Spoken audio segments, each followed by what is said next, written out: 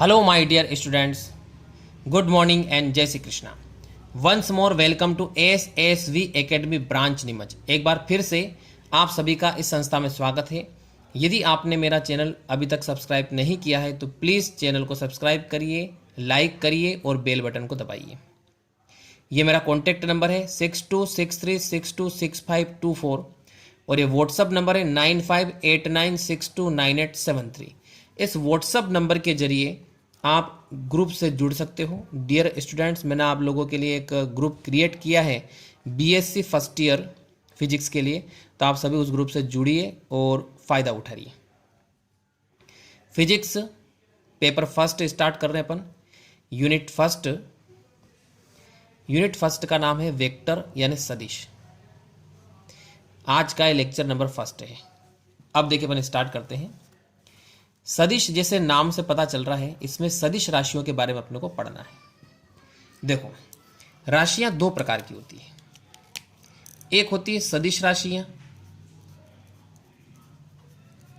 और एक क्या होती है, अदिश राशियां. सबसे पहले इनका अपन मीनिंग समझते हैं. इसको बोलते हैं इंग्लिश में वेक्टर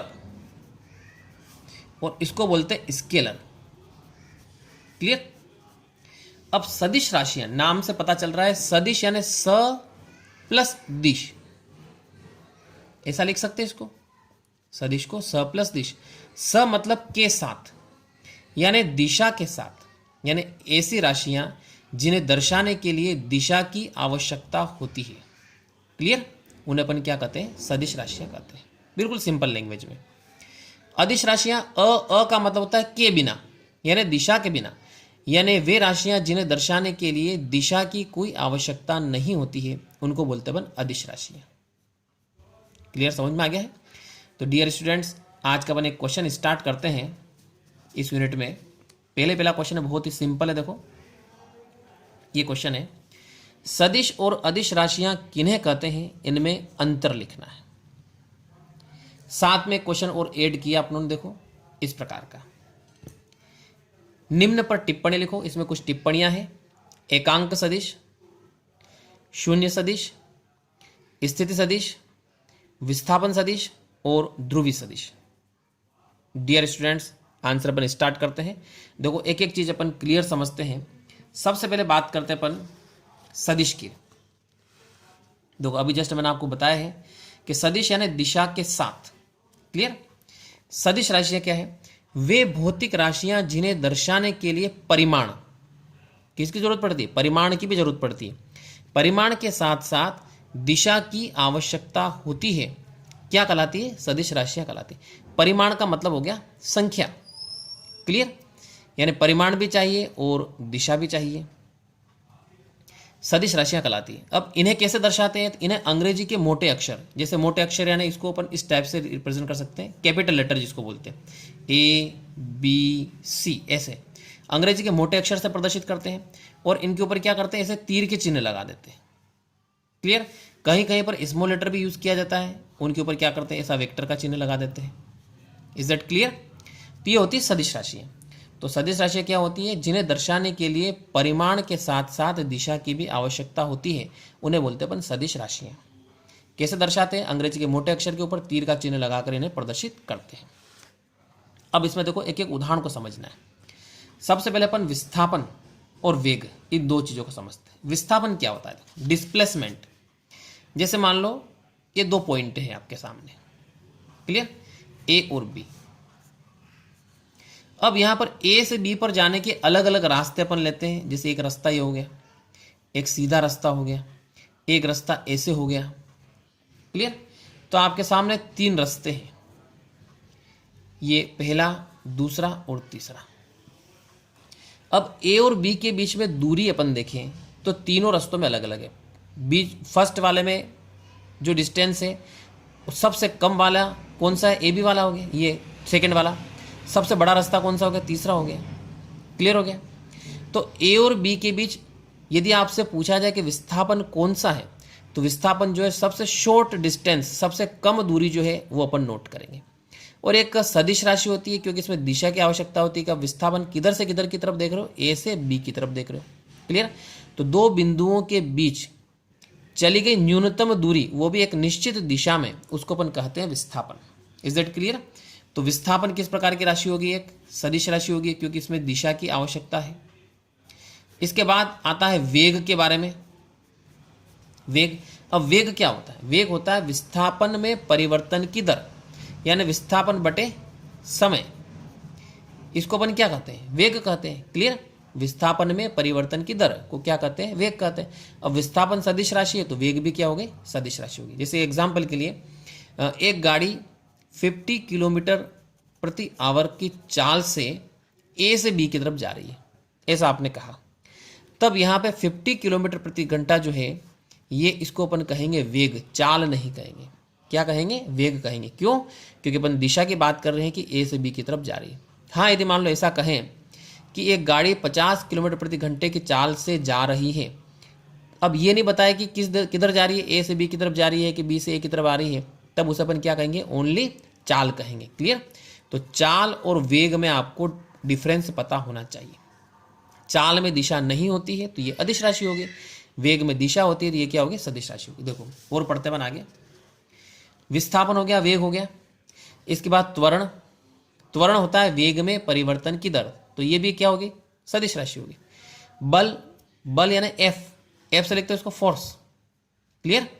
तो बल क्या होता है? ये भी एक सदिश राशि होती है। इसके बाद संवेग, संवेग आप जानते हो क्या होता है? संवेग P बराबर क्या होता है? mv होता है कि नहीं होता है? क्लियर? अब अपन जानते हैं कि v एक सदिश राशि है तो P भी क्या हो गया? एक सदिश राशि हो जाएगी। इसके बाद बात करते हैं क्षेत्रफल की। देखो क्षेत्रफल कैसे लिखते हैं? जैसे कि आयताकार पृष्ठ है ये ऐसा, इस पर क्षेत्रफल की दिशा ऊपर की तरफ होती है। देखो किस टाइप से, ये जैसे मैंने पेन इसको खड़ा कर दिया, जस्ट ऐसे खड़ा कर दिया इस पेन को, तो ये जो एक पेपर है, इस पेपर एक आयताकार हो गया, तो इसका क्षेत्रफल होगा। इसके क्षेत्रफल का दिशा क्या होगी? जो जस्ट पेन ऊपर खड़ा कर रखा है 90 डिग्री पर, वो उसकी दिशा होगी। यानी कुल मिला के क्षेत्रफल एक सदिश राशि होती है, ये मैंने आपको बताया है। इसके बाद बात करते हैं भार की। तो भार क्या होता है? भार F बराबर mg। हर वस्तु का जो भार, वजन होता है, वो हमेशा किधर रहता है? नीचे की तरफ रहता है। किसी भी वस्तु का आप ऊपर ऐसे ऊपर उठाओगे और छोड़ोगे तो छोड़ने के बाद किधर जा रही हो? नीचे जा रही है। क्लियर? ऐसे नीचे जा रही है, इसका मतलब ये है कि उसका जो वेट है वो किधर है? नीचे की तरफ है। तो ये भी क्या होगी? एक सदिश राशि हो गई है। इसके बाद आता है विद्युत क्षेत्र। विद्युत क्षेत्र को कैसे लिखते हैं? ई से लिखते हैं, ऐसे लिखते हैं, उसके ऊपर क्या लगाते हैं? वेक्टर लगाते हैं। इसी प्रकार एक और बी, ये क्या होता है? चुंबकीय क्षेत्र होता है। तो ये दोनों किस प्रकार की राशि होगी? सदिश राशि हो गई है। और आगे बढ़ते हैं। बल आघूर्ण, बल आघूर्ण को लिखते हैं टाउ से। 11th में आपने पढ़ा है, देखो टाउ बराबर क्या होता है? आर क्रॉस एफ, ऐसा होता है। देखो इन दोनों के ऊपर तीर का चिन्ह लगाते हैं, इधर इसकर के ऊपर भी क्या लगाते हैं? तीर का चिन्ह लगाते हैं। तो बल आघूर्ण ये भी क्या हो गया? एक सदिश राशि। इसके बाद आता है आवेग। आवेग बराबर होता है बल गुणित समय अंतराल। आवेग बराबर क्या होता है? बल गुणित समय। तो बल क्या है? एक सदिश राशि है, तो आवेग भी क्या हो गया? एक सदिश राशि होगी।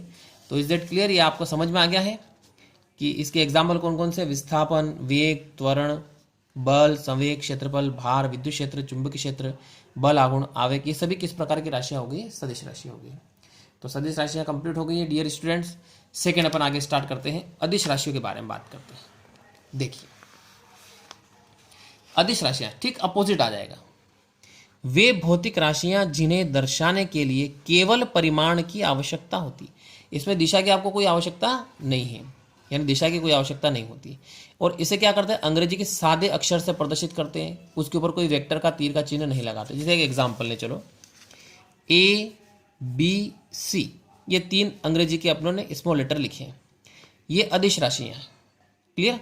यदि इनके ऊपर तीर का चिन्ह लगा दें तो फिर ये क्या हो जाएगी? सदिश राशियां होगी। अब इसके उदाहरण जिसमें दिशा की कोई आवश्यकता नहीं होती। देखो दूरी, दूरी के बारे में मैंने आपको यहाँ पे बताया था। ये ए और बी के बीच की दूरी, अलग अलग रास्ते से चलोगे तो आप अलग अलग मिलेगी। इधर दूरी अलग मिलेगी, इधर अलग मिलेगी, इसमें सबसे ज़्यादा दूरी मिलेगी। क्लियर? तो दूरी का मतलब है 2 बिंदुओं के बीच की दूरी जिसमें कोई दिशा नहीं हो।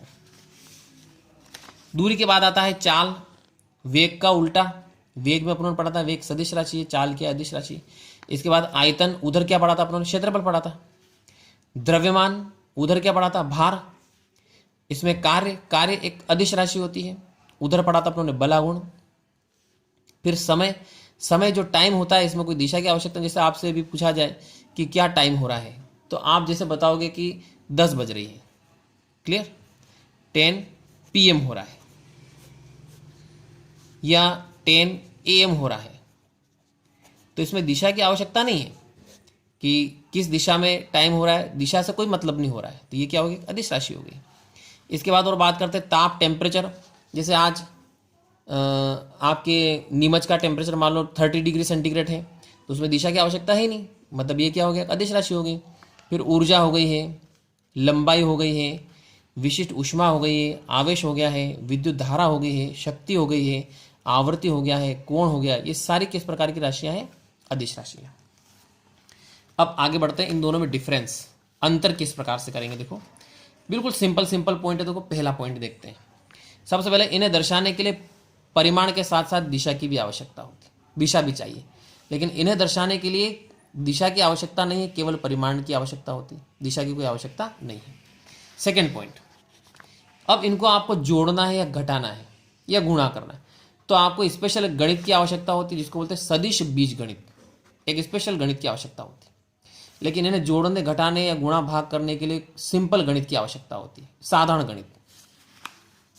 फिर आगे बढ़ते हैं। अब इन्हें दर्शाने के लिए क्या करते हैं, अंग्रेजी के मोटे अक्षर के ऊपर तीर का चिन्ह लगा देते हैं, क्लियर। अब जैसे मान लो यहाँ पे एक एग्जाम्पल दे देते हैं, ए लिखा, उसके ऊपर वेक्टर का चिन्ह लगा दिया। इधर दर्शाने के लिए अंग्रेजी का सादा अक्षर ले लो, जैसे ए है, बी है, सादे अक्षर ले लो, क्लियर। और आगे बढ़ते हैं अपन, देखो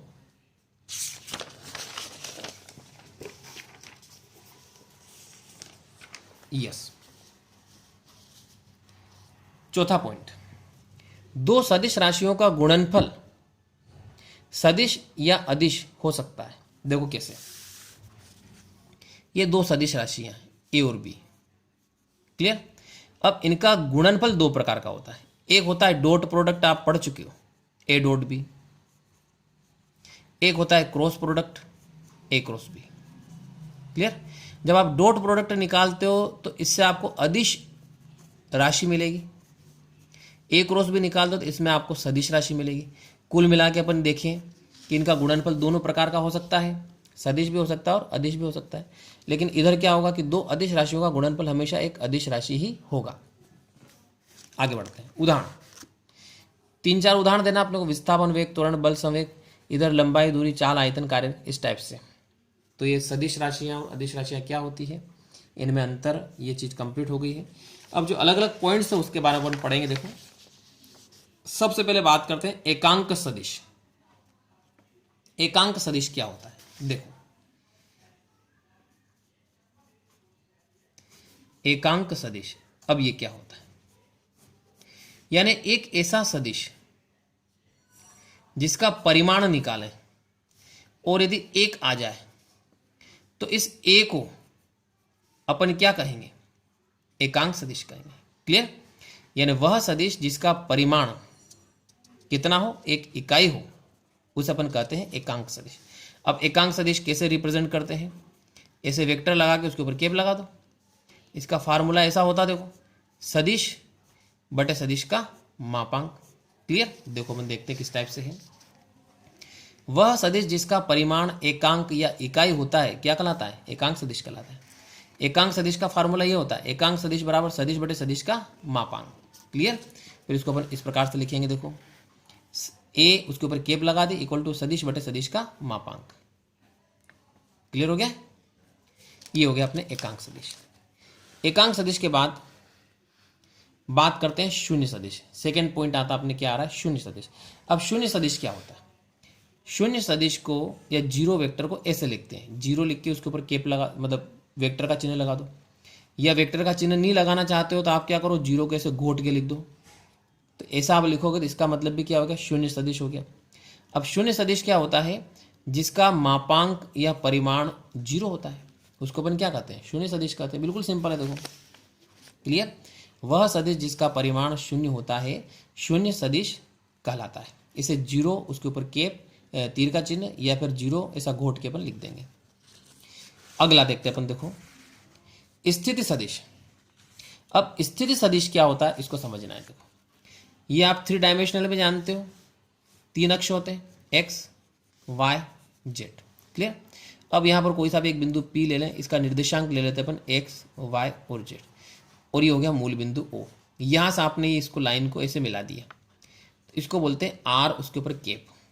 यहाँ पे आर होता है स्थिति सदिश, और किसी भी बिंदु का स्थिति सदिश निकालना हो तो उसमें आई जे के लगा दो, तो एक्स आई वाई जे और जेड की, ये हो गया इसका स्थिति सदिश। अब स्थिति सदिश क्या होता है, तो वह सदिश जो मूल बिंदु के सापेक्ष किसी वस्तु की स्थिति को बताता है उसे अपन क्या कहते हैं, स्थिति सदिश कहते हैं। देखो किस प्रकार से, वह सदिश जो किसी निर्देशांक बिंदु या मूल बिंदु के सापेक्ष किसी क्षण वस्तु की स्थिति को बताता है उसे अपन क्या कहते हैं, स्थिति सदिश कहते हैं। जैसे कोई सा भी एक बिंदु पी एक्स वाई जेड लिया, उसके लिए सदिश को अपन इस प्रकार से लिखते हैं। क्लियर। अच्छा, स्थिति सदिश का परिमाण पूछे तो क्या आएगा, देखो परिमाण यदि मापांक यदि पूछे तो ऐसे लिखेंगे अपन इसका, आर सदिश, इसका मापांक ऐसे लिखेंगे, और अंडर रूट अपन क्या करेंगे, एक्स स्क्वेयर वाई स्क्वेयर और जेड स्क्वेयर, ऐसा कर देंगे अपन, इसका परिमाण हो गया। चौथा है विस्थापन सदिश। अब विस्थापन सदिश क्या होता है, वह सदिश जो किसी समय अंतराल में गतिमान वस्तु के विस्थापन के परिमाण और दिशा दोनों को बताता है, एस बराबर ए बी। देखो किस प्रकार से, वापिस अपन देखो इसको ग्राफ से समझते हैं। ये ग्राफ में 3 अक्ष बना लिए अपनों ने, एक्स वाई और जेड।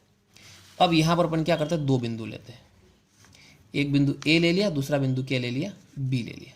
Is that clear. अब एक वस्तु ए से बी की तरफ जा रही है, तो ये हो गया एस।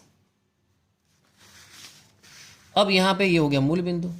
अब इसके परितः स्थिति सदिश हो गई आपके सपोज R1, और इसके परितः स्थिति सदिश मान लेते अपन कितनी है, R2। क्लियर। तो विस्थापन सदिश क्या होगा यहां से, एस बराबर ए बी,